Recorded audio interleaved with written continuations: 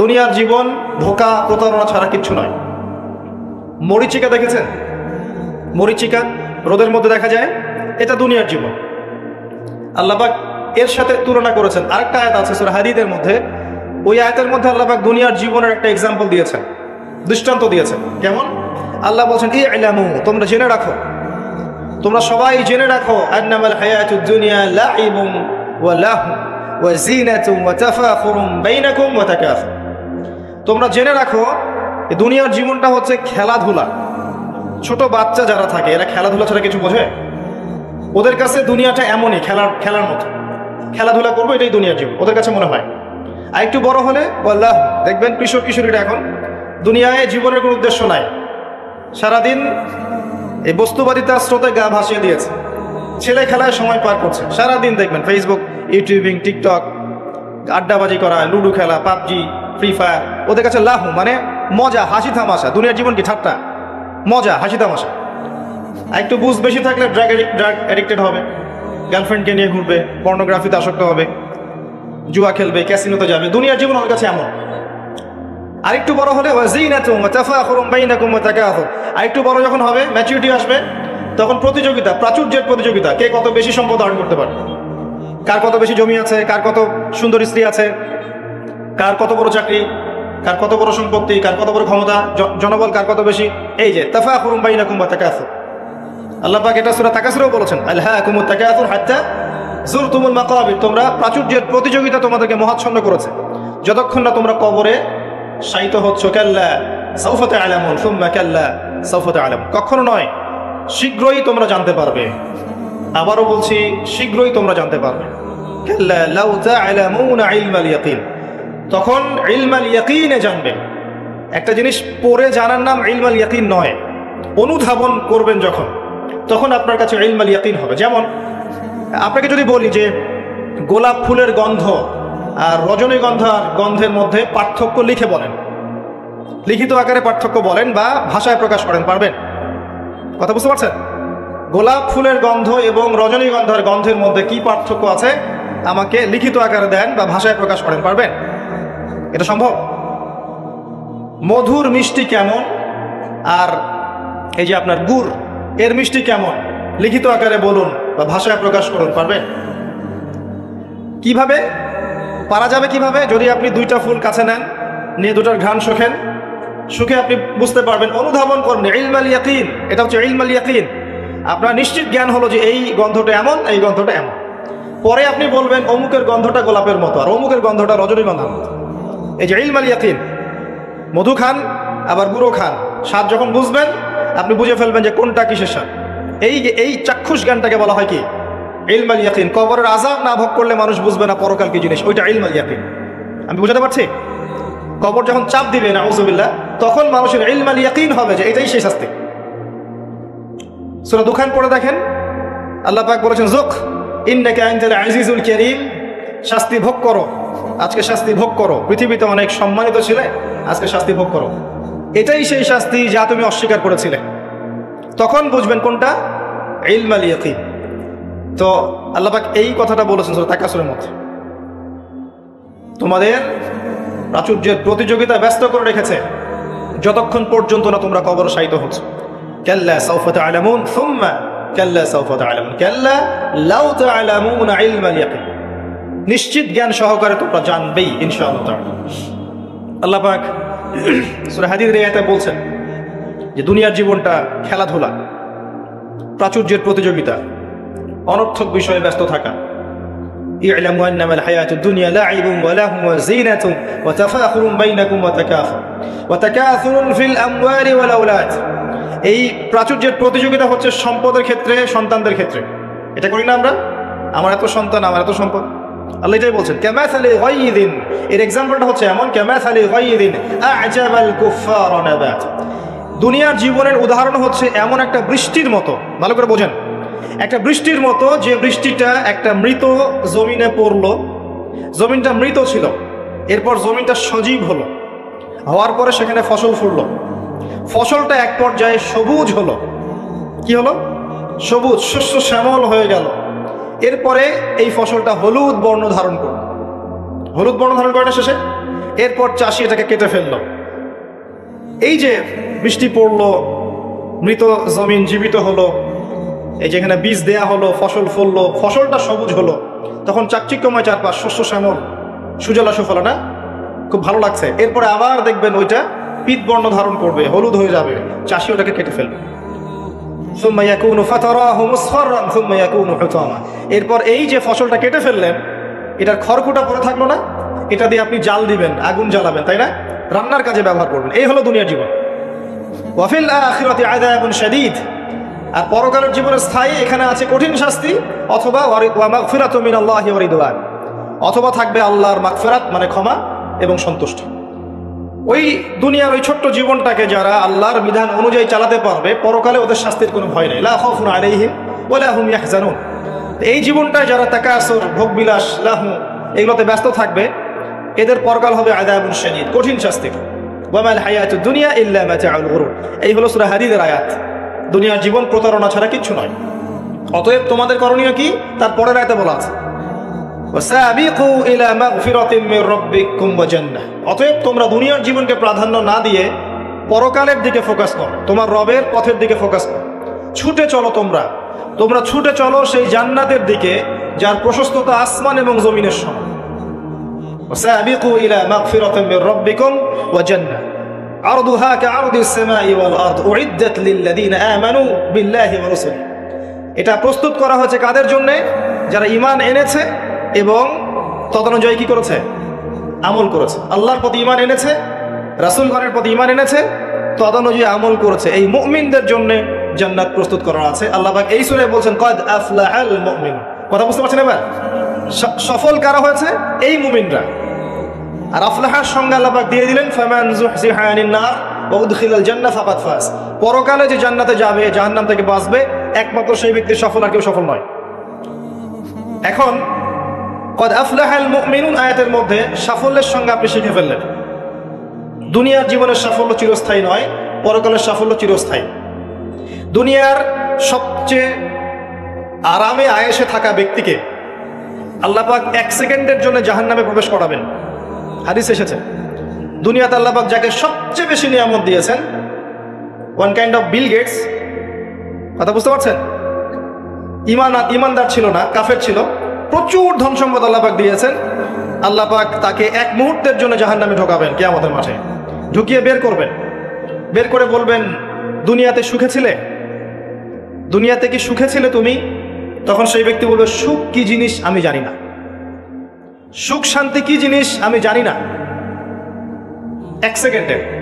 এরপরে পৃথিবীতে সবচেয়ে কষ্টে যে ব্যক্তি ছিল, ধরে নেন আজকে সিরিয়ার মাজলুমদের মতো কেউ, বা প্যালেস্টাইনের মাজলুমদের মতো কেউ, বা আপনাদের এখানেও অনেক মাজলুম আছেন, পৃথিবীর বিভিন্ন জায়গায় এখন মাজলুমদের সংখ্যাই বেশি। যাই হোক, তাকে ঢোকানো হবে জান্নাতে 1 সেকেন্ডের জন্য, 1 মুহূর্তের জন্য, ঢুকিয়ে আবার বের করা। আল্লাহর 1 মুহূর্ত আবার আমাদের মতো নয়। ওই 1 মুহূর্তেই সে অনন্তকালের স্বাদ পেয়ে যাবে। আল্লাহ পাকের 1 মুহূর্ত, তাতে অনন্তকালের স্বাদ সে পেয়ে যাবে ইনশাআল্লাহ। এবার বের করবেন, দুনিয়াতে কষ্টে ছিলে? দুনিয়াতে কখনো কষ্টে ছিলে? এই ব্যক্তি বলবে, কষ্ট কি জিনিস আমি তো জানি না, কষ্ট কি জিনিস আমি তো জানি না। অর্থাৎ এই হাদিস থেকে বুঝতে পারছি, দুনিয়াতে আমরা যে যত ভালোই থাকি না কেন, পরকালে যদি সফল হতে না পারি, দুনিয়ার জীবন বৃথা। ওই যে বাবু তোমার তো 16 আনাই বৃথা, একটা কবিতা আছে না, পড়েছিলেন? এখন তো এগুলা বই থেকে উঠিয়ে দেওয়া হচ্ছে মোটামুটি। ওমর ফারুক একটা কবিতা ছিল, পড়েছেন? এখন আমরা পড়েছিলাম, এখন এগুলো নাই। আস্তে আস্তে আস্তে আস্তে টেকনিক্যালি ভ্যানিশ হয়ে যাচ্ছে, মানে হাওয়ায় মিলে যাচ্ছে। সুবহানাল্লাহ। এই বিশ্বে কোনো কিছুই এমনি এমনি হচ্ছে না। এই বিশ্বে যা কিছু হচ্ছে এর পিছনে কোনো না কোনো কারণ থাকে। কারণটা ফাইন্ড আউট করতে হলে আপনাকে খিজির হতে হবে। কি হতে হবে? তাকে পাবেন কোথায়? কোথায় পাবেন? মাজমাউল বাহরাইন, 2 সাগরের মিলনস্থলে পাবেন। সূরা কাহফ, নবী মুসা আলাইহিস সালাম এবং খিজির আলাইহিস সালামের গল্প পড়েন, ঘটনাটা পড়েন। এখানে আপনি দেখবেন খিজির আলাইহিস সালামকে আল্লাহ পাক বাহ্যিক জ্ঞানের সাথে সাথে আধ্যাত্মিক জ্ঞান দিয়েছিলেন। যখন বাহ্যিক এবং আধ্যাত্মিক জ্ঞান একত্রিত হবে, মাজমাউল বাহরাইন, 2 সাগর মিলে যাবে, তখন আপনি নূর লাভ করবেন, বাসিরা লাভ করবেন, অন্তর্দৃষ্টি লাভ করবেন। তখন আপনি চারপাশের বিষয়গুলো গভীরভাবে বুঝতে পারবেন ইনশাআল্লাহ। শুধু বাহ্যিক চোখ দিয়ে দেখলে প্রশ্ন করবেন, নৌকা কেন ফোঁটা করলেন? বাচ্চাকে কেন হত্যা করলেন, আর এই দেয়াল কেন নির্মাণ করলেন? কারণ মুসা আলাইহিস সালাম বাইরের চোখ দিয়ে দেখছিলেন, আর খিদর আলাইহিস সালাম ভিতরের চোখ দিয়ে দেখছিলেন। ভিতরের চোখ তখনই খুলবে যখন এখানে আল্লাহ নূর আসবে, আর নূর পাবেন সূরা নূরের মধ্যে। বলে দিলাম, নূর কোথায় পাবেন? সূরা নূরের মধ্যে। আরো কিছু কাজ আছে নূর পাওয়ার, তার মধ্যে অন্যতম একটা হচ্ছে মনের মধ্য থেকে যাবতীয় হিংসা, গীবত, বিদ্বেষ, তহমত, এই যে সমালোচনার অপসংস্কৃতি আর অহংকার, রিয়া দূর করে ফেলতে হবে। আর এগুলো চাইলেই দূর করা সম্ভব নয়, এগুলো চাইলেই দূর করা সম্ভব নয়। যাদের মনের মধ্যে এগুলো নাই তাদের সাথে ঘোরাফেরা করতে হয়। হ্যাঁ, যাদের মনের মধ্যে এগুলো নাই তাদের সাথে ঘোরাফেরা করলে, তাদের সাথে ওঠা বসা করলে, তাদের বইপত্র পড়লে, তাদের লেকচারগুলো শুনলে তখন আপনার মধ্যে একটা তাসির হয়। শুধু দূর থেকে কথা শুনে বই পড়ে কিন্তু সব অর্জন হয় না। যদি তাই হতো তাহলে একটা কিতাব ধরিয়ে দিয়েই আল্লাহ পাক ক্ষান্ত হয়ে যেতেন। কিতাব নাজিল করেছে, পড়ে নাও বাসায় গিয়ে। নবী সাল্লাল্লাহু আলাইহি সাল্লাম যে সূরাগুলো নাজিল হয়েছে বলতেন বাসায় গিয়ে পড়ে নাও, বাস হয়ে যাবে। ব্যাপারটা কেমন ছিল? তিনি নিজে আমল করেছেন, সাহাবীদেরকে আমল করে দেখিয়েছেন, সাহাবায়ে কেরাম তার সংস্পর্শে থেকে ইসলাম শিখেছেন। এখন ডিফিকাল্ট সিচুয়েশন, আপনি যাবেন কোথায়, কার সংস্পর্শে যাবেন? অনেক ক্ষেত্রে এমনও দেখা যাবে যারা ইসলামের ধারক আর বাহক, তাদের ভিতরে ইসলাম নাই। বাহ্যিকভাবে মনে হবে ইসলামের ধারক বাহক, ভিতরে নিজের ইসলাম নাই। তো খুব ডিফিকাল্ট। এই জন্য আল্লাহর কাছে দোয়া করতে হবে, আল্লাহ আমাদেরকে উপযুক্ত আলেম, উপযুক্ত ওলামায়ে কেরাম, উপযুক্ত ওস্তাদ, উপযুক্ত মাশায়েখ এগুলো দান করেন। তারপর আল্লাহ পাক ইনশাআল্লাহ দান করবেন ইনশাআল্লাহ আযজা ওয়া জাল। যাই হোক, পয়েন্ট একটা শিখলাম, দুনিয়ার জীবন চূড়ান্ত না। দুনিয়ার জীবনের সবচেয়ে সুখী ব্যক্তিও জাহান্নামে গেলে বলবে সুখ কি জিনিস আমি জানি নাই, আর দুনিয়ার সবচেয়ে কষ্টে থাকা ব্যক্তি জান্নাতে গেলে বলবে দুঃখ কি জিনিস আমি জানি না। মানুষ দোয়া করলে কয়েকটা জিনিস হয়। মানুষ দোয়া করলে রিজিক যদি হালাল হয়, আকীদায় যদি শিরিক না থাকে, আমলে যদি বেদাত না থাকে, দোয়া করলে দোয়া কবুল হয়ে যাবে ইনশাআল্লাহ। দোয়া করলে দোয়া ডাইরেক্ট কবুল হয়, অথবা আল্লাহ পাক এই দোয়ার বিনিময়ে তার ভবিষ্যতের কিছু বিপদ আপদ ছড়িয়ে দেন। মনে করেন আপনি দোয়া করেছেন, অনেক দোয়া করেছেন, ইনস্ট্যান্ট আপনি রেজাল্ট পান নাই, তা আপনি জানেনই না এই দোয়ার বদৌলতে আপনার আগামীর বিপদ আল্লাহ কাটিয়ে দিয়েছে। এটা আল্লাহ জানেন, আপনি জানেন। অথবা কি হতে পারে, অথবা কিয়ামতের মাঠে এই বিনিময় দেওয়ার জন্য আল্লাহ পাক প্রতিদান রেখে দিবেন নিজের কাছে। এবং আমরা অনেকেই কিয়ামতের মাঠে উঠব, উঠে আল্লাহ পাক আমাদেরকে দেখাবেন, আমল নামা দেখাবেন এবং বলবেন অমুক দিন তুমি এই দোয়া করেছিলে, আমি এই দোয়াটা ওই সময় দেইনি, তোমার জন্য জমা রেখেছি, আজকে সেই দোয়ার বিনিময় তোমাকে দান করব। ওই দিন মানুষ বলবে, আমরা বলবো যে কাশ দুনিয়াতে আমার কোনো দোয়াই যদি কবুল না হতো। কথা বুঝতে পারছেন? দুনিয়াতে যদি আমার কোনো দোয়াই কবুল না হতো, আজকে সব প্রতিদান পেতাম। একজন অসুস্থ ব্যক্তি যার দুনিয়াতে প্রচুর রোগ ছিল, কিয়ামতের মাঠে যখন দেখবে যে এগুলোর প্রতিদান কত হাজার হাজার নেকি সে পাচ্ছে, তখন সে বলবে দুনিয়ার পুরো জীবনটাই যদি অসুস্থ থাকতাম কতই না ভালো। আমি বুঝাতে যাচ্ছি, এরকম অনেক হাদিস আছে, বলতে গেলে রাত শেষ হয়ে যাবে, যে দুনিয়ার জীবনটার মূল্য আল্লাহর কাছে খুব বেশি নয়, একটা মাছির পাখার সমানও নয়। যদি হতো তাহলে কোনো কাফের মুশরিককে আল্লাহ পাক এক ঢোক পানি খেতে দিতেন না। আর আজকে আমাদের চিন্তা চেতনার সমস্ত বিষয় দুনিয়া কেন্দ্রিক।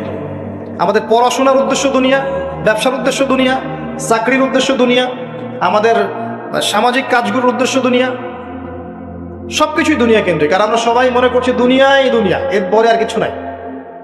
মনে রাখবেন, যে ব্যক্তি দুনিয়ার জন্য দুনিয়া করে, শুধু দুনিয়ার জন্যই দুনিয়া করে, সে দুনিয়া পরকাল দুটোই হারাবে। আর যে ব্যক্তি পরকালের জন্য দুনিয়া করবে, সে ইহকাল পরকাল দুটোই পাবে ইনশাআল্লাহ। কথা বুঝতে পারছেন? যে ব্যক্তি দুনিয়ার জন্যই দুনিয়া করবে, সে দুনিয়া আখিরাত দুটোই হারাবে। দুনিয়ার জন্য যদি আমি দিনের কাজও করি তাও হারাবো। কথা বুঝতে পারেন নাই? দুনিয়ার স্বার্থে যদি আমি দিনের কাজ করি, ইসলামকে নিয়ে দুনিয়ার স্বার্থ অর্জন করতে চাই, তাহলে দুনিয়া আখিরাত দুটোই হারাবো। আর যদি পরকালে আল্লাহ সন্তুষ্টি পাওয়ার জন্য আমি দুনিয়া করি, আল্লাহ পাক পরকাল দুনিয়া দুটোই দিবেন ইনশাআল্লাহ। আল্লাহ পাক আমাদেরকে বোঝার তৌফিক দান করুন, আমিন। আশা করি আমরা সাফল্যের সংখ্যাটা বুঝতে পেরেছি। কারা সফল হবে? মুমিনরা। এবার আসেন, মুমিন কারা? সহজ কথায় বলছি, যারা 6টা বিষয়ে বিশ্বাস করে। কয়টা? 6টা পিলারে যারা বিশ্বাস করে। 1 নাম্বার, মুহাম্মদ সাল্লাল্লাহু আলাইহি ওয়াসাল্লামকে জিজ্ঞেস করা হয়েছিল না, ইয়া মুহাম্মদ সাল্লাল্লাহু আলাইহি ওয়াসাল্লাম আখবিরনি আনিল ঈমান, আমাকে ঈমান সম্পর্কে বলুন। মনে আছে হাদিসটা? হাদিসে জিবরিল, মিশকাতের 2 নম্বর হাদিস মেবি, জি, আর মুসলিম শরীফের 9 নম্বর হাদিস। জিবরাইল আলাইহিস সালাম মানুষের বেশ ধরে নবী সাল্লাল্লাহু আলাইহি ওয়াসাল্লামের কাছে এসেছিলেন, তার হাঁটুর সাথে হাঁটু লাগিয়ে বসেছেন, বসে 4টা প্রশ্ন করেছিলেন। ইসলাম কাকে বলে, ঈমান কাকে বলে, ইহসান কাকে বলে, এবং কিয়ামত কবে হবে। নবীজি বলেছিলেন কিয়ামত কবে হবে এই বিষয়ে প্রশ্নকারী উত্তরদাতার জ্ঞান সমান। তখন তিনি আবার প্রশ্ন করেছিলেন তাহলে আলামত কিছু বলে দিন। এর উপর বিস্তারিত আমার খুতবা আছে, শুনে নিবেন, ইউটিউবে আছে। তো এর মধ্যে একটা প্রশ্ন ছিল ঈমান কাকে বলে। নবী সাল্লাল্লাহু আলাইহি ওয়াসাল্লাম উত্তর দিয়েছিলেন, আর ঈমান হচ্ছে আন তুমিনা বিল্লাহ, তুমি বিশ্বাস করবে এক আল্লাহর প্রতি, মুখস্থ করে ফেলবেন, এক আল্লাহর প্রতি ঈমান। ওয়া মালাইকাতিহি, তার ফেরেশতা মণ্ডলীর প্রতি 2 নম্বর। 3 নম্বর ওয়া কুতুবিহি, তার আসমানি কিতাব সমূহের প্রতি, সমস্ত আসমানি কিতাব সমূহের প্রতি। 4 নম্বর ওয়া রুসুলিহি, তার সমস্ত রাসূলগণের প্রতি বিশ্বাস করবে। 5 নম্বর ওয়াল ইয়াউমিল আখির, পরকালের জীবনে বিশ্বাস করবে। 6 নম্বর ওয়াল কদরি খাইরিহি ওয়া শাররিহি, তাকদীরের ভালো এবং মন্দের প্রতি বিশ্বাস করবে। এই 6টা পিলারের প্রতি বিশ্বাস করার নাম কি? ঈমান। বলেন তো আমার সাথে। 1 নম্বর আল্লাহর প্রতি, 2 নম্বর ফেরেশতা মণ্ডলীর প্রতি, 3 নম্বর আসমানি কিতাব সমূহের প্রতি, 4 নম্বর নবী রাসূলগণের প্রতি, 5 নম্বর পরকালের জীবনের প্রতি, 6 নম্বর কি? ভাগ্যের ভালো মন্দের প্রতি। এখন মজার ব্যাপার হচ্ছে এই 6টার কোনোটাই চোখে দেখা যায় না। কথা বুঝতে পারছেন? এই 6টার কোনোটাই আপনি চোখে দেখতে পারবেন না। আল্লাহ দেখেছেন, মালায়েকা ফেরেশতা দেখেছেন, আসমানি কিতাব সমূহ, আগের আসমানি কিতাবগুলো দেখেছেন। আমি তো বারবার একটা কথা বলি লেকচারে, যে অনেক মুসলিম তো কোরআনও দেখেনি। এমন মুসলিম নাই? আছে, অবশ্যই আছে, দিন দিন ওদের সংখ্যা বাড়ছে। হ্যাঁ, কেমব্রিজ, অক্সফোর্ড, হার্ভার্ড থেকে পড়ে আসছে, কোরআন দেখেনি। হ্যাঁ, আপনি তোলা তোলা করে বড় করেছেন, ইউনিভার্সিটিতে পড়ে আপনার ছেলে কোরআন দেখেনি কখন? দেখেছে যে তার বাবার মৃত্যুবার্ষিকীতে হুজুর এসে একটা বই পড়ে, তার নাম কোরআন, তার কাছে এরকমই মনে হয়। এরকম জেনারেশন আছে না? এদেরকে খিজর আলাইহিস সালাম পেলে হত্যা করতেন। ওই যে ছোট্টবেলায় একটা বাচ্চাকে হত্যা করে, মনে আছে? একটা ছোট্ট বাচ্চাকে খিজর আলাইহিস সালাম হত্যা করেছিলেন। নবী সাল্লাল্লাহু আলাইহি ওয়াসাল্লাম বলেছিলেন, কে জন্য হত্যা করলেন? একটা অপরাধ করলেন আপনি। খিজর আলাইহিস সালাম বলেছিলেন, এই বাচ্চা যদি বড় হতো তাহলে বিশাল কাফের হতো এবং নিজে কুফরি করতো, পিতা মাতাকে কাফের বানিয়ে ছাড়তো। এই হলো সেই জেনারেশন যেটাকে আমরা বড় করছি এখন। বিশ্বাস করেন এটাই সেই জেনারেশন। আর সূরা কাহফ কিন্তু শেষ জামানার সূরা। এই সূরা আপনাকে দাজ্জাল থেকে বাঁচাবে। দাজ্জাল আগমনের সময় বিশ্বের কি অবস্থা হবে এটা ওই সূরার মধ্যেই দেয়া আছে। এটাকে আপনাকে বুঝতে হবে গভীরভাবে। যাই হোক, আসেন, আসমানি কিতাব সমূহ আমরা কিন্তু দেখিনি, কোরআন আমরা দেখেছি। নবী রাসূলগণ কোন নবীকে দেখেছেন? এমনকি আমরা কি আমাদের নবীকেও দেখেছি? দেখিনি। ওয়াল ইয়াউমিল আখির, পরকালকে দেখেছেন? পরকালের কিছুই দেখিনি আমরা। দেখেছি? আমরা শুনেছি কবরে আযাব হয়, দেখেছেন কখনো? কবর চাপা দিবে, দেখেছেন? কবরের প্রশ্নোত্তর হবে, দেখেছেন? কবরে যে আমরা দাফন করে দিয়ে আসি, কখনো কি দেখা যায় এগুলো? আমরা কি রূহ বা আত্মাকে দেখেছি? দেখেছি? এরকম পরকালের প্রতিটা স্তর, কিয়ামতের মাঠ, মিজান, পুলসিরাত, জান্নাত, জাহান্নাম, আমলনামা দেখেছি? দেখি নাই। আমাদের কাদের ফেরেশতা দেখেছি? কিছু দেখি নাই। এই যে 6টা পিলার ঈমানের, সব কিন্তু গায়েব, অদৃশ্য বিশ্বাস। এটাই সেই আয়াতের ব্যাখ্যা। আল্লাহ পাক বলেছেন, আলিফ লাম মিম যালিকাল কিতাব লা রাইবা ফিহি হুদাল লিল মুত্তাকিন। এই বইটা মুত্তাকিদের জন্য হেদায়েত, যে বই কোনো সন্দেহ নাই, যে কিতাবে কোনো সন্দেহ নাই। এই মুত্তাকি কারা? আল্লাযীনা ইউমিনুনা বিল গায়বি, যারা কিনা প্রথমত এই গায়েবের প্রতি ঈমান আনে। এই হলো গায়েবের 6টা পিলার। এখন সবচেয়ে মজার কথা হচ্ছে যে এখনকার শিক্ষা এবং জ্ঞান দর্শন হচ্ছে এমন যে পরীক্ষা নিরীক্ষা, বিজ্ঞান, যুক্তি আর দর্শন দিয়ে কোনো কিছুকে যদি প্রমাণ না করতে পারেন তাহলে তার অস্তিত্ব নেই। এটা আমাদেরকে শিখানো হয়, পশ্চিমারা এটা শিখিয়েছে। পশ্চিমারা এটা শিখিয়েছে যে পরীক্ষা নিরীক্ষা, পর্যবেক্ষণ, যুক্তি, দর্শন, বিজ্ঞান, এগুলো দিয়ে যদি আপনি প্রমাণ করতে না পারেন কোনো কিছুকে, তাহলে এগুলোর কোনো অস্তিত্ব নেই। এজন্যই তারা ঈমানের 6 পিলারের কোনোটাতেই বিশ্বাস করে না। কথা কি বুঝতে পারছেন? আল্লাহকে তো আপনি ল্যাবে প্রমাণ করতে পারবেন না, পারবেন? আর আল্লাহ যদি সামনে থাকতেন তাহলে কি ফেরাউনও তাকে সিজদা করতো না? করতো না? তাহলে কি দুনিয়ার জীবনটা কোনো পরীক্ষা হতো? হতো না। যাই হোক, এই যে মালায়েকা, আপনি কি ল্যাবে প্রমাণ করতে পারবেন? পারবেন? পারবেন না।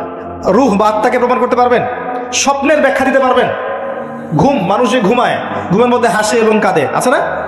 ঘুমের মধ্যে ভয় পায়, ব্যাখ্যা করতে পারবেন? পারবেন না। এই যে পরকালের জীবনের, কবরের আযাব, জান্নাত, জাহান্নাম, মিজান, পুলসিরাত, একটাকেও কি ব্যাখ্যা করা যাবে? ল্যাবরেটরিতে প্রমাণ করা যাবে?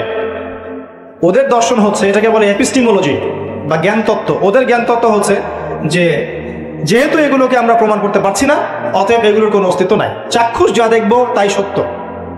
এটা ওই যে মূসা আলাইহিস সালামকে বলেছিল তার কওম, লান নুমিনা লাকা হাত্তা নারাল্লাহা জাহরা, আমরা বিশ্বাস করব না তোমার কথা হে মূসা, যতক্ষণ আল্লাহকে হাজির করছো আমাদের সামনে, দেখবো তারপর বিশ্বাস করব। এই জ্ঞান তত্ত্ব দিয়ে সারা বিশ্বের শিক্ষা দর্শন চলছে।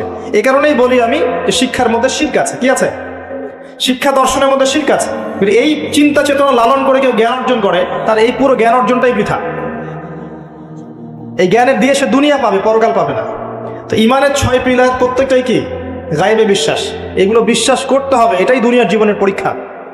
মনে রাখবেন, এগুলোর প্রতিটার পিছনেই বিজ্ঞান আছে, যুক্তি দর্শন আছে, কিন্তু আমাদেরকে সেই ক্যাপাবিলিটি অফ থিঙ্কিং দেওয়া হয় নাই। আমাদেরকে ওই মাথার মধ্যে ওই চিন্তা শক্তি দেওয়া হয়নি যে আপনি মালায়েকা ব্যাখ্যা করতে পারবেন। রাতে ঘুমানোর সময় একটা সুন্নত আছে, 33 বার সুবহানাল্লাহ, 33 বার আলহামদুলিল্লাহ, 34 বার কি আল্লাহু আকবার। আপনি যদি পড়তে পারেন ইনশাআল্লাহ আল্লাহ পাক আপনাকে নেকি দেবেন। সমাজে বহু মানুষ চুল একদম এখন মেসি রোনাল্ডো কাট, তাই না? মেসি কাট আর রোনাল্ডো কাট। আর আমি সিলেট অঞ্চলে দেখে আসছি একদম লন্ডন কাট, 2 পাশ ছিলে মাঝখানে চুল, লন্ডন থেকে শিখে আসছে। এখন চুলেরও কিন্তু সুন্নত আছে, আছে কি নাই? দাড়ির যেমন সুন্নত আছে, চুলের সুন্নত নাই। একদম সামন পিছন সমান করতে পারেন, অথবা যদি চুল নাই থাকে তাহলে চুল মাথা মুন্ডন করেও রাখতে পারেন। অনেক সাহাবী মাথা মুন্ডিত ছিল। আবার অথবা কানের লতি পর্যন্ত বা কাঁধ বাবড়ি রাখতে পারে। এটা চুলের সুন্নত হলো কিনা? এখন সমাজের সব মানুষ এই সুন্নতটাকে ভুলে গেছে। আপনি সুন্নত মনে করে রেখেছেন, ইনশাল্লাহ আপনি নেকি পাবেন ইনশাল্লাহ। এরকম অগণিত সুন্নত আছে, অগণিত, যেগুলো আমাদের সমাজ থেকে আস্তে আস্তে উঠে যাচ্ছে। আমি খুব দুঃখের সাথে বলছি, অনেক মসজিদে ফরজ নামাজ পড়ার পরে আমরা কি করি? একটা মোনাজাত করি, আল্লাহুম্মা আমিন বিরহমাতিকা ইয়া আরহামার রাহিম, ব্যাস উঠে চলে গেল, তাই না? উঠে চলে যায় না? তারপর স্যান্ডেল নিয়ে বাইরে চলে গেল। অথচ সালাম ফিরানোর পরে একবার বলতে হয় আল্লাহু আকবার। কি বলতে হয়? 3 বার বলতে হয় আস্তাগফিরুল্লাহ আস্তাগফিরুল্লাহ আস্তাগফিরুল্লাহ। বলতে হয় আল্লাহুম্মা আনতাস সালাম ওয়া মিনকাস সালাম তাবারাকতা ইয়া যাল জালালি ওয়াল ইকরাম। একবার পড়তে হয় আয়াতুল কুরসি, 33 বার সুবহানাল্লাহ, 33 বার আলহামদুলিল্লাহ, 33 বার আল্লাহু আকবার, তারপর কালিমা শাহাদা। এরপর সূরা ফালাক একবার, সূরা নাস একবার, ইখলাস একবার। আরো তো অনেক দোয়া আছে, আল্লাহুম্মা লা মানিআ লিমা আ'তাইত ওয়া লা মু'তিয়া লিমা মানা'ত ওয়া লা ইয়ানফা'ু যাল জাদ্দি মিনকাল জাদ।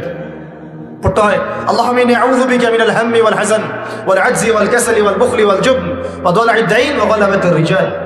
পড়তে হয় আল্লাহুম্মা আ'ইন্নী আলা যিকরিকা ওয়া শুকরিকা ওয়া হুসনি ইবাদাতিকা। আরো অনেক দোয়া আছে। দেখেন তো, মোনাজাত করেন, আমি তো না করছি না, আমি তর্ক করতে আসি না এখানে, এটা নিয়ে আমি ঝগড়া করতে আসি। কিন্তু এই সুন্নতটা যে উঠে গেল, মোনাজাতটা করে যে মসজিদ থেকে বের হয়ে চলে গেলে, এই সুন্নতটার উপর আমলকে করলাম, সুন্নত উঠে গেল না? আপনি যদি বসে এখন সুন্নতটা প্রতিষ্ঠা করেন, 50 জন শহীদ সাহাবীর নেকি পাবেন। এগুলো তো গেল আমলিয়াত।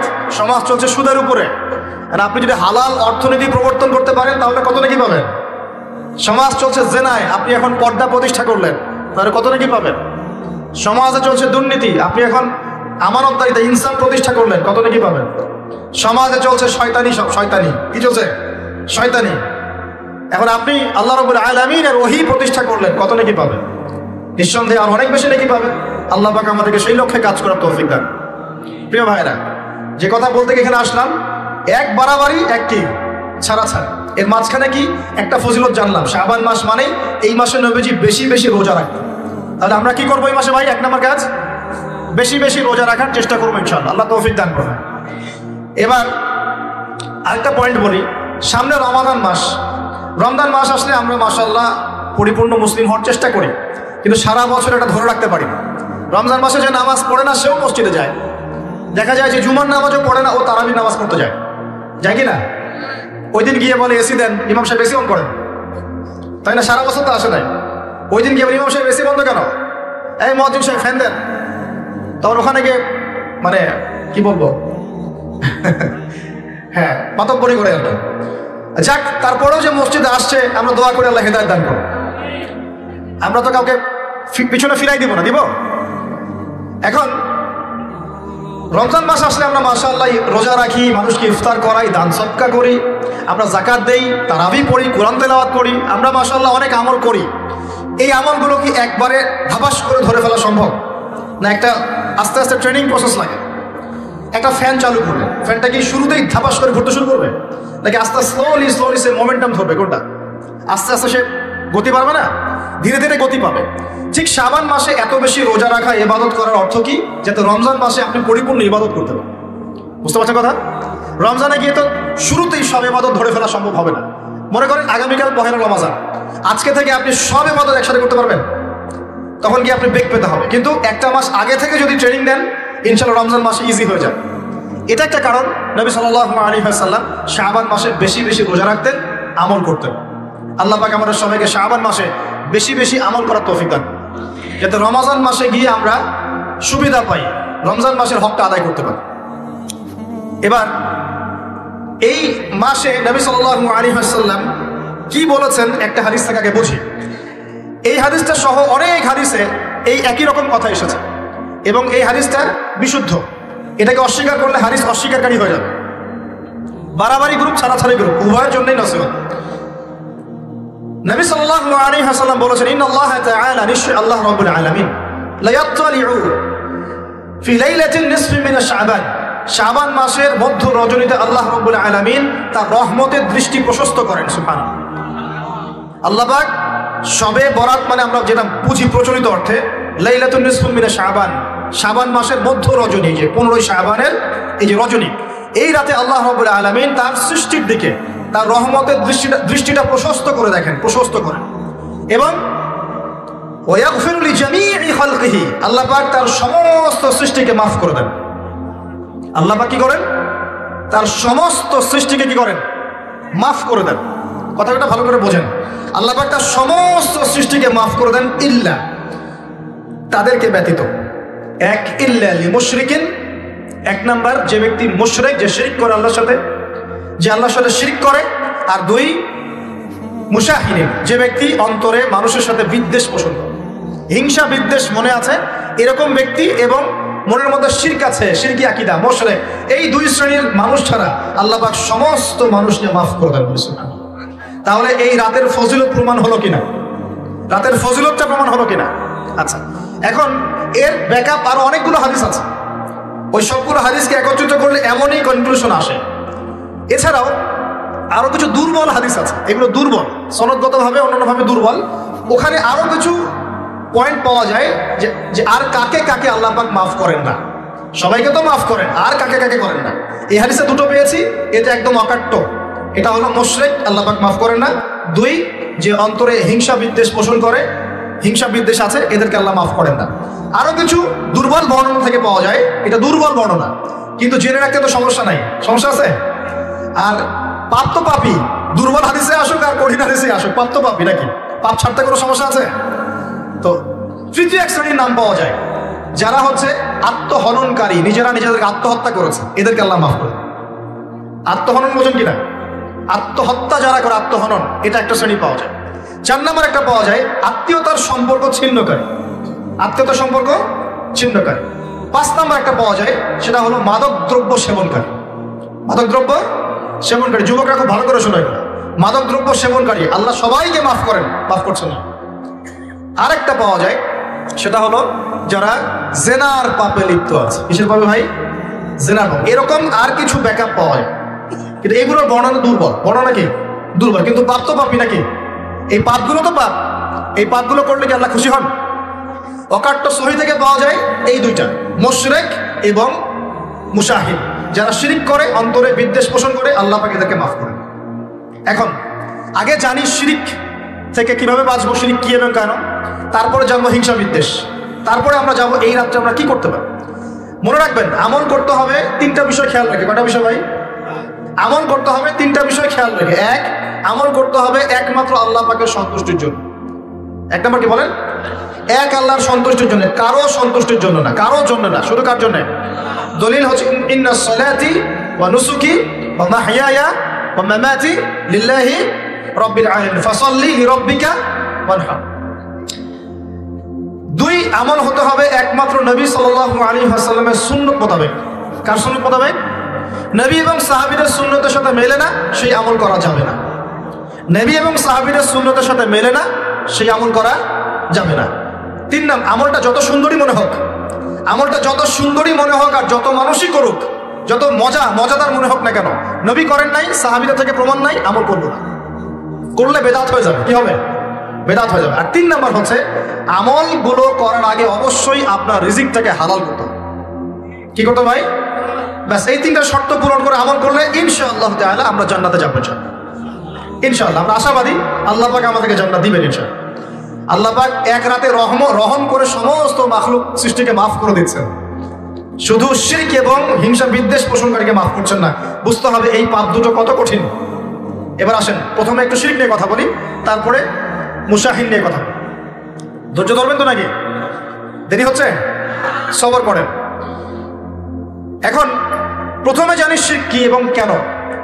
শিরক হচ্ছে এমন একটা পাপ, যেই পাপ আমল নামায় থাকলে পরে বিনা তওবায় যদি সেই ব্যক্তি মারা যায়, আল্লাহ পাক তাকে মাফ করবেন না। ভালো করে শোনেন, শিরক এমন একটা পাপ, যে পাপ যদি আমল নামায় থেকে যায়, বিনা তওবায় সে মারা যায়, শিরকের পাপ নিয়ে আল্লাহর সামনে দাঁড়ায়, আল্লাহ তাকে মাফ করবেন না। দলিল সূরা নিসা, আল্লাহ পাক বলছেন ইন্নাল্লাহা লা ইয়াগফিরু আন ইউশরাকা বিহি ওয়া ইয়াগফিরু মা দুনা যালিকা লিমান ইয়াশা। আল্লাহ পাক তার সাথে শিরকের গুনাহ মাফ করবেন না, এছাড়া যে কোনো গুনাহ যাকে ইচ্ছা মাফ করবেন। বুঝাচ্ছি, মনে করেন একজন ব্যক্তি জিনা করেছে, কথা নাউযুবিল্লাহ, একজন ব্যক্তি জিনা করেছে বা মিথ্যা কথা বলেছে বা ধরেন মদ খেয়েছে ইত্যাদি। এখন সে তওবা করলে তো মাফ পেতই, তওবা করলে মাফ হতো না? তওবা করলে মাফ তো পেতই। মনে করেন তওবা না করেই মারা গেছে, আল্লাহ পাক চাইলে কিয়ামতের মাঠে এই পাপও বিনা তওবাতেই মাফ করতে পারে। কথা বুঝতে পারছেন? বুঝতে পারছেন না মনে হয়? মনে করেন একজন ব্যক্তি মদ খেয়েছে, জিনা করেছে ইত্যাদি, সে তওবা করার ফুরসত পায় নাই, বিনা তওবায় মারা গেছে। আল্লাহ পাক চাইলে কিয়ামতের মাঠে তওবা না করা সত্ত্বেও আল্লাহ পাক তাকে মাফ করতে পারে। কিন্তু একজন ব্যক্তি শিরকের পাপ করেছে, তওবা না করে মারা গেছে, আল্লাহ পাক কিয়ামতের মাঠে শিরকের পাপ মাফ করবেন। আমি কি বুঝতে পারছি? অন্য পাপের কারণে আল্লাহ রাব্বুল আলামিনের শাস্তি দিয়ে হোক, কোনো একটা ভাবে হোক, নবীর সুপারিশের মাধ্যমে হোক, তাকে জাহান্নামে গেলেও সেখান থেকে বের করে জান্নাতে দিবেন ইনশাআল্লাহ। কিন্তু শিরকের পাপ যার আমলনামায় থাকবে, তার উপর জান্নাতকে হারাম করে দেওয়া হয়েছে। বলেন নাউযুবিল্লাহ। সূরা মাইদায় দলিল আছে, শিরকের পাপ যার আমলনামায় আছে তার জন্য জান্নাতকে হারাম করে দেওয়া হয়েছে। শিরক মানে অংশীদার সাব্যস্ত করা, আল্লাহ পাকের সাথে কাউকে সমকক্ষ করা। শিরক কত প্রকার হয়? উত্তর তিন প্রকার। কয় প্রকার ভাই? বিশ্বাসে শিরক হয়, মানে আকীদায় শিরক হয়, আমলে শিরক হয়, মানে কাজে শিরক হয়, কথা বা লিসানে শিরক হয়। মনে থাকবে? এক নাম্বার কিসে শিরক হয়? বলেন আমার সাথে। বিশ্বাসে শিরক হয়, আকীদায় শিরক হয়। দুই নাম্বার আমলে শিরক হয়, কাজে শিরক হয়। তিন নাম্বার কথায় শিরক হয়। কয়েকটা এক্সাম্পল দিয়ে বুঝতে পারবেন। একজন ব্যক্তি মনে করেন বিশ্বাস করে যে আল্লাহ বলতে কেউ নাই, কি হবে এটা? বলেন শিরক। একজন ব্যক্তি মনে করেন বিশ্বাস করে যে আল্লাহ আছে, আরো ইলাহ আছে, তাহলে কি হবে? কেউ যদি বিশ্বাস করে আল্লাহর সন্তান আছে, কি হবে? কেউ যদি বিশ্বাস করে মহাবিশ্ব আল্লাহ সৃষ্টি করে নাই, বিগ ব্যাং থেকে সৃষ্টি হয়েছে, কি হবে? কেউ যদি বিশ্বাস করে আল্লাহ মানুষকে সৃষ্টি করে নাই, মানুষ বানর থেকে হয়েছে, কি হবে? আচ্ছা, বিশ্বাসগত সে। কেউ যদি মনে করে আল্লাহ ছাড়া অমুকে আমার সন্তান দিতে পারে, কি হবে? কেউ যদি বিশ্বাস করে যে আল্লাহকে পাওয়ার জন্য আমাকে মাধ্যম ওসিলা পূজা করতে হবে, তাহলে কি হবে? কেউ যদি চন্দ্র, সূর্য, গ্রহ, নক্ষত্র, গাছপালা, মূর্তি এসবের পূজা করে, কি হবে? এগুলো বিশ্বাসগত শিরক। কেমন শিরক ভাই? বিশ্বাসগত শিরক। দুই নম্বর আসেন আমলগত, কাজগত শিরক। কেমন? মনে করেন সেজদা করতে হয় কার জন্যে? কেউ যদি এখন কবরে গিয়ে সেজদা করে, কি হবে? আল্লাহর জন্য সেজদা করতে হয় না কবরে সেজদা করতে হয়? সেজদা কার জন্যে? আচ্ছা, তার শিরক হবে। কুরবানি কার জন্য করতে হয়? কেউ যদি এখন মনে করেন জিনকে সন্তুষ্ট করার জন্য কুরবানি করে দেয়, কি হবে? এখনকার যুগে কিন্তু বহু মানুষ জিনের উপাসনা করে। এখনকার যুগে বহু মানুষ জিনের উপাসনা করে, আর জিন বলে একটা জাতি আছে আমাদের সাথে চলাফেরা করে, আমরা দেখতে পারি। আমরা কি সব দেখতে পারি? আমরা কি সব জানি? আমরা তো আমাদের আত্মাকেই দেখতে পারি না। এত ঘুমাই গেছেন, আত্মা চলে গেছে, দেখতে পারছেন? আর আমরা কি জানি? আমরা কতটুকু জানি? আগামীকাল কি হবে আপনার সাথে বলেন দেখি, কেউ জানে? আমাদের জ্ঞান কত ক্ষুদ্র, বুঝতে পারলাম। আগামীকাল কি হবে তাই জানি না, আমার আত্মাকেও চোখে দেখি না। আর আমি যদি দাবি করি এখন আমি সব জানতাম, তাহলে কি হবে? অতএব জিন জাতি আমাদের মধ্যেই আছে কি নাই? ওমা খালাকতুল জিন্না ওয়াল ইনসা ইল্লা লিয়াবুদুন। আমি জিন আর মানুষকে শুধুমাত্র আমার ইবাদত করার জন্যই সৃষ্টি করেছি। আল্লাহ পাক আমাদের সবাইকে আল্লাহ পাকের সত্য বোঝার তৌফিক দান। এবার আসেন, আপনাদের পার্বত্য এলাকায় জিনের উপাসনা হয়। এখন বলেন ভাই কেমন করে জানলেন? যত তান্ত্রিক মান্ত্রিক কবিরাজ জাদুকর সব এই পাহাড়ি এলাকায় ঘুরে বেড়াচ্ছে, এবং চোখ কান খোলা রাখলে আপনারাও বুঝতে পারবেন। জিনের উপাসনা করলে অনেক কিছু ভেলকিবাজি দেখানো যায়। জিনকে আল্লাহ পাক কিছু ক্ষমতা দিয়েছেন। জিন অনেক দূর থেকে দেখতে পারে। মনে করেন যে কেউ একজন এখানে বসে আছে, সে দাবি করছে যে সে অলৌকিক ক্ষমতার অধিকারী, অথচ ওর কাছে জিন আছে। কি আছে? জিন। এখন আপনি শুনেছেন যে অমুক জায়গায় অমুক বাবা আছে, সে অনেক বড় ক্ষমতার অধিকারী, তো যাই দেখি ওনার কি ক্ষমতা। এখন আপনি রাস্তায় আসছেন, তার সেই জিন তো আগেই দেখতে পাচ্ছে আপনি আসছেন দূর থেকে। সে আগে খবর দিল আসতেছে মক্কেল, ওই যে মক্কেল আসতেছে। এখন সে বললো যে ওই ব্যক্তির সাথে যে জিন আছে ওর সাথে কানেকশন কর। সবার সাথে একটা জিন আছে না? আছে কি নাই? একটা করে জিন শয়তান আছে না সবার সাথে? দুইজন ফেরেশতা একজন জিন সবার সাথেই আছে, আছে কি নাই? আপনার জিন জানে আপনার সাথে অতীতে কি হয়েছিল? জানে তো। আপনার জিন আপনার সাথে আছে না শুরু থেকে? তাহলে আপনি 1 মাস আগে কি করেছেন আপনার জিন তো জানে। ও ভবিষ্যৎ জানে না কিন্তু অতীত তো জানে। ও তো ভবিষ্যৎ জানে না কিন্তু অতীতে আপনি কি করেছেন ও তো জানে, জানে না? এখন এই ওর সাথে এই কারিনের সাথে যোগাযোগ করছে। এ ওকে বলছে এই তো 1 মাস আগে অমুক বেশ পিছনে দৌড়াইছিল, এই 1 মাস আগে অমুক একটা মেয়ের পিছনে দৌড়াইছে, ওই মেয়েকে পাওয়ার খুব চেষ্টা করছে। এ তো 1 মাস আগে ব্যবসায়ী কাজ করছে, এই তো 1 মাস আগে ওই কাজ করছে। এখন আপনি হেঁটে হেঁটে আসলেন, এদিকে খবর পাস করা শেষ, এসে বললেন বাবা আপনার কি ক্ষমতা, আমি আপনার ক্ষমতার নিদর্শন দেখতে চাই। সেই বাবা এখন বলছে যে তুই তো সেই ব্যক্তি না, তোর নাম অমুক না, আপনি তো ভেবা চাকা খেয়ে গেলেন। হ্যাঁ তাই তো, আমার নাম তো অমুক। তুই তো 1 মাস আগে এই মেয়ের পিছনে ঘুরছিস না? হ্যাঁ তাই তো, আপনি কেমন করে জানলেন? তুই 1 মাস আগে এই কাজ করছিস না? হ্যাঁ তাই তো, আপনি কেমন করে জানলেন? আপনার তো চোখ একদম আসমান উঠে গেল, বাপরে বাপ, সে তো আমার অতীতের সব বলে দেয়, সে তো আমার অতীতের সব বলে দেয়। তুই অমুক জায়গায় এটা পাপটা করছিস না, তুই এই জায়গাটা লুকায় রাখছিস না, ব্যাস আপনার মাথা খারাপ। জিনের উপাসনা করে মানুষ অনেকেই। আর জিনরা কি করে? অনেক সময় আসমানের কাছে যায় সংবাদ নেওয়ার জন্য। সূরা মুলক পড়েন, সূরা মুলকের 1ম পৃষ্ঠা পড়েন। আল্লাহ পাক ওদেরকে তাড়ানোর জন্য আসমানের মধ্যে এই উল্কাপিণ্ড নক্ষত্র নিক্ষেপ করেন। রুজুম আল্লিশ-শায়াতিন, আল্লাহ বলেছেন এই নক্ষত্রগুলা আমি রুজুম আল্লিশ-শায়াতিন, শয়তানদেরকে তাড়ানোর জন্য রেখেছি। সুবহানাল্লাহ। পৃথিবীতে অনেক কিছুই ঘটে, আমরা খালি চোখে বুঝতে পারি না। এখন কেউ যদি জিনের উপাসনা করে, জিনকে সন্তুষ্ট করার জন্য এই কুরবানি করে, তাহলে কি শিরক হবে কিনা? সিজদা কার জন্যে? অন্য কারোর জন্য করলে কি হবে? কুরবানি কার জন্যে? অন্য কারোর জন্য করলে কি হবে? কার নামে কসম করতে হয়? যদি অন্য কারোর নামে কসম করি, এই যে এখন বাপের নামে কসম, মায়ের নামে কসম করেন কেন? কসম করা যাবে না ভাবে? মান হালাফা বিগাইরি ইসমিল্লাহি ফাকাদ কাফার।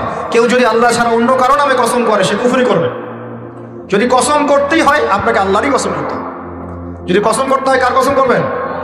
আর আল্লাহর কসম করে কি মিথ্যা বলতে পারবেন? মিথ্যা বললে তখন কাফারা দেওয়া লাগবে। আচ্ছা, কাফারা কি?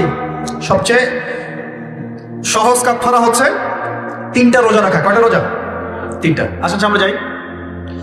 এখন কসম করবো আল্লাহর জন্য, দোয়া করেন কার কাছে? দোয়া কার জন্যে?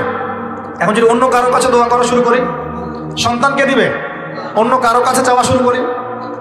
মনে করেন আপনার রোগ ব্যাধি দেওয়ার ভালো করার মালিককে। যদি এখন আপনি একটা আংটি পরে মনে করেন এই আংটি আপনার রোগ ভালো করবে, কি হবে? শিরক হবে কিনা? এরকম অগণিত কাজের শিরক আমরা করছি। আল্লাহ পাক আমাদের শিরক থেকে বাঁচান। ভবিষ্যতের মালিককে, সময়ের মালিককে। ভবিষ্যৎ কে জানে? রাস্তায় টিয়া পাখি দেখে ভাগ্য পরীক্ষা করছে, ও কি ভবিষ্যৎ বলতে পারবে? কিন্তু ওখানে গিয়ে হাত দেখান, শিরক হবে না? রাশিফল দেখা যায়, রাশিফল কি? রাশিফল আজকে তোমার দিনটা কেমন যাবে, কালকে তোমার দিনটা কেমন যাবে, আছে না? তো এগুলো বিশ্বাস করলে কি হবে? এরকম পদে পদে শিরকে নিমজ্জিত আছে। এগুলো তো গেল আমলগত শিরক, আরো অনেক শিরক আছে। আমাদের কথার মধ্যেও শিরক হয়। কিসের মধ্যে? কথার মধ্যে। যেমন আমরা বলি ডাক্তার ভালো ছিল, না হলে রোগীকে বাঁচানো যেত না, বলি কি না? অনেকে বলি না? শিরক হবে। কেউ যদি বলে যে ড্রাইভারটা ভালো ছিল, না হলে গাড়ি নির্ঘাত অ্যাক্সিডেন্ট করতো। কি হলো কথায়? আরেকটা বিষয় আছে, আমরা অনেক সময় ইবাদত করি মানুষকে দেখানোর জন্য, সবাই বড় দানবীর বলবে, আমাকে নামাজি বলবে, এটাও কি? এটাও শিরক। কথার মধ্যে অনেক শিরক করি। সার্বভৌম ক্ষমতার মালিককে, তাবারাকাল্লাযী বিয়াদিহিল মুলক, সার্বভৌম ক্ষমতার মালিককে। আর আমরা যদি মনে করি আমরাই সার্বভৌম ক্ষমতার মালিক, কি হবে? ঠিক হবে না? এরকম প্রচুর শিরকে আমরা নিমজ্জিত আছি। সবচেয়ে বড় যে শিরকটা এখনকার বিশ্বে চলছে সেটা হলো আল্লাহ পাকের হালালকে আমরা হারাম করে নিচ্ছি, আল্লাহর হারামকে হালাল করে নিচ্ছি। করছি কি না? বুঝতে পারছেন না মনে হয়। মাদক দ্রব্য কি হালাল না হারাম? আমরা অনেক সময় হালাল করে নিয়েছি, তাই নাই? জেনা হারাম না হালাল? আমরা এখন জেনাকে প্রমোট করছি, উস্কে দিচ্ছি। সমকামিতা হালাল না হারাম? এই সমকামিতার ব্যাধি ছড়িয়ে পড়েছে এখন সমাজের রন্ধ্রে রন্ধ্রে, পড়েছে না? এদেরকে আল্লাহ পাক এমন শাস্তি দিবেন যে শাস্তি আল্লাহ পাক কুল কায়নাতে কাউকে দেন নাই।